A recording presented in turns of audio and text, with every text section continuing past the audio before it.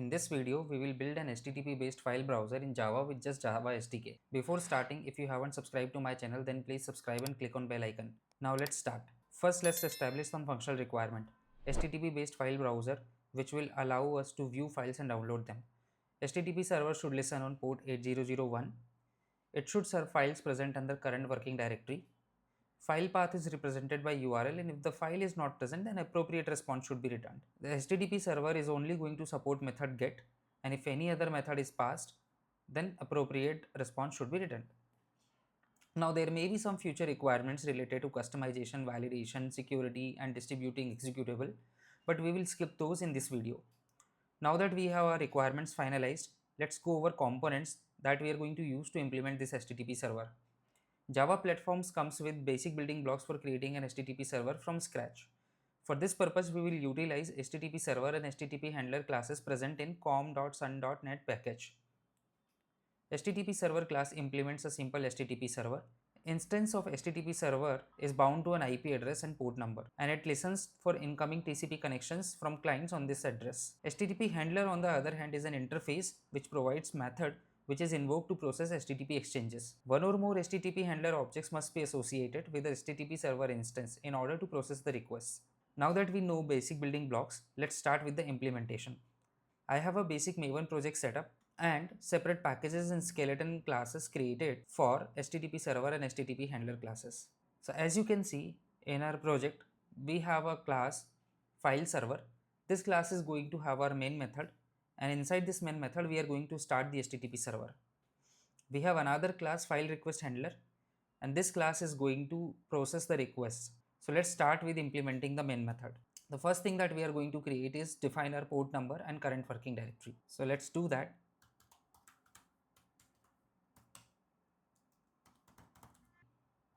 So we have the port number and working directory ready now. Now let's create the instance of HTTP server, and we'll use the method HTTP server.create. Now we'll bind it to the port on the local host. So for that we'll use method server.bind.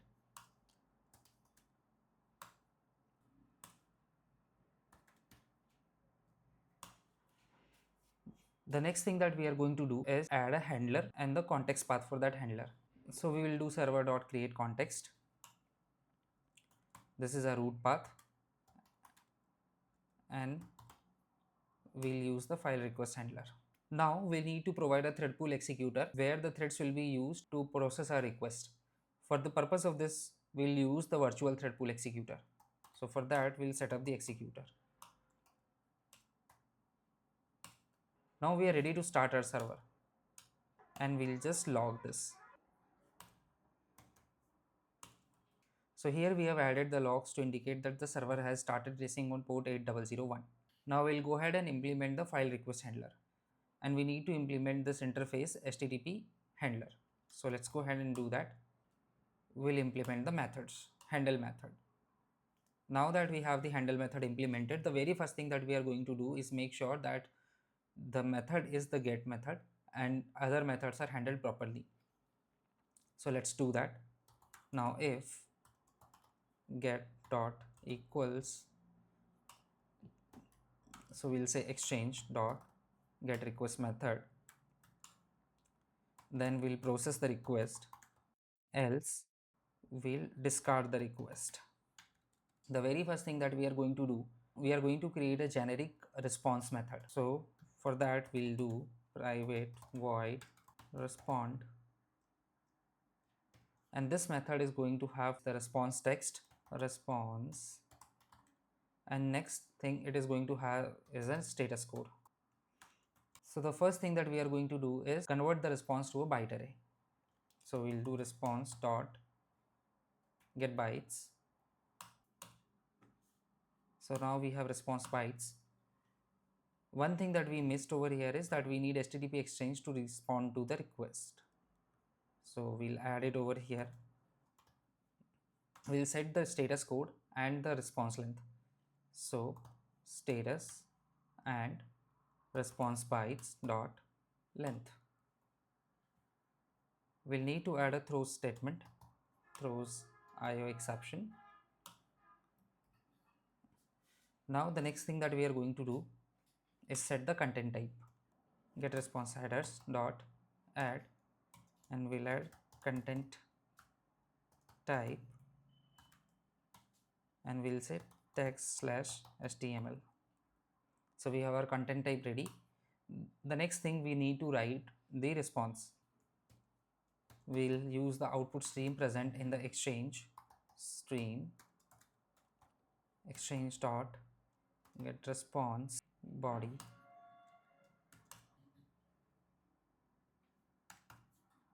and we are just going to write stream dot write and the response bytes. Once this is done, we're going to close this exchange dot close. So here we are done. Now we'll do two things. First, create a standard HTTP template that will be used to display the HTTP response body. So for that, I already have a template copied. So let me just paste that.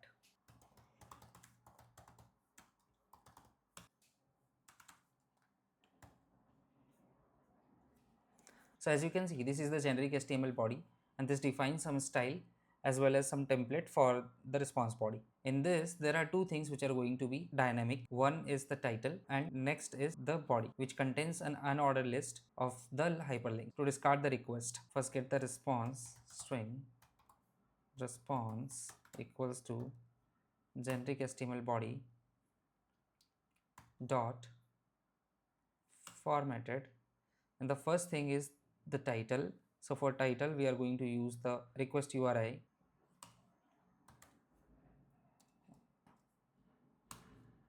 and the next thing, method is not supported dot formatted, and we'll say request exchange dot get request method. This is our response. Respond, we'll pass the exchange, we'll pass the response, and for not supported method, we will simply say 404, or rather we will say 403. The next thing we need to do is handle get requests.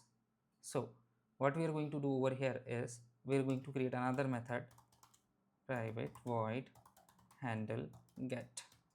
It will have HTTP exchange. This is also going to throw IO exception, and we just need to call this method from over here, handle get exchange. Now to read any of the file, we need our working directory, and we had the working directory over here, but we have not passed the working directory to the file request handler. So we need to pass the working directory over here, and we need to add a constructor, and we'll just add string working directory, and we are going to add a member for this, private final string working dir.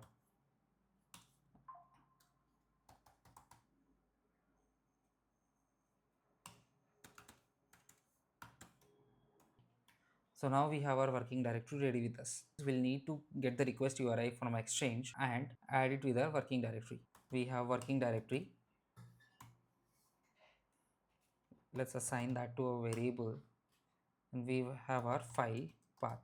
Now there are three possibilities. Either this file path is a directory, or it's a file, or it does not exist.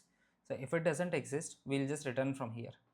So what we are going to do over here is if files dot exists, if it does not exist, we are just going to respond from over here.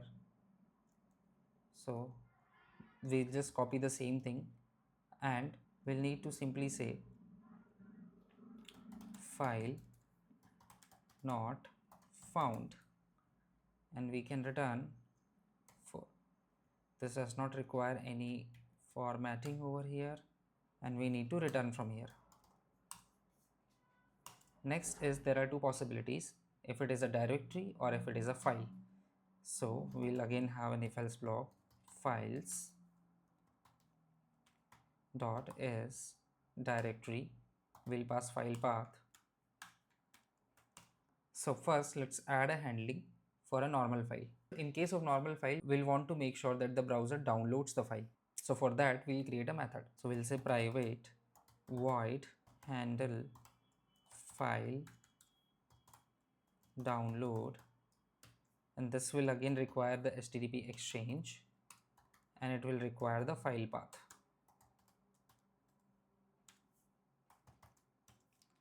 Throws IO exception, and we just need to call this method from over here, exchange file path. So we need to get the content type for the file. So we'll say string content type equals to files dot probe content type, and we just need to say file path. Now if content type is not found, if it is equals to null, then we'll just use a default content type, which is octet stream. Now we'll need to add some headers which are going to be used to allow browser to download the file. So I have a set of headers copied which is going to allow the browser to download the file instead of displaying it inline. So first we have our content type header, then we have cache control which makes sure that browser does not caches the content, and after that what we are going to do is we are going to get the file name and we are to set it as a content disposition. Now once we are done with this, first we need to set the status code over here and the length of the content. So for that we are going to use exchange dot set response headers. Our status code is going to be 200, and we are going to use files class to get the size. Once we are done with this, now we need to actually write the content to the output stream. So we have output stream equals to exchange dot get response body. The next thing that we need is a file input stream to read the file. So we are going to create a file input stream equals to new file input stream, and we are simply going to say file path dot to file. Now we are going to create a buffer and read the file input stream into the buffer and write it into the output. So we have our buffer over here of 4 KB. We are reading the bytes from this input stream and we are writing it to the output stream. Once we are done, all the content has been written, we just need to close the exchange.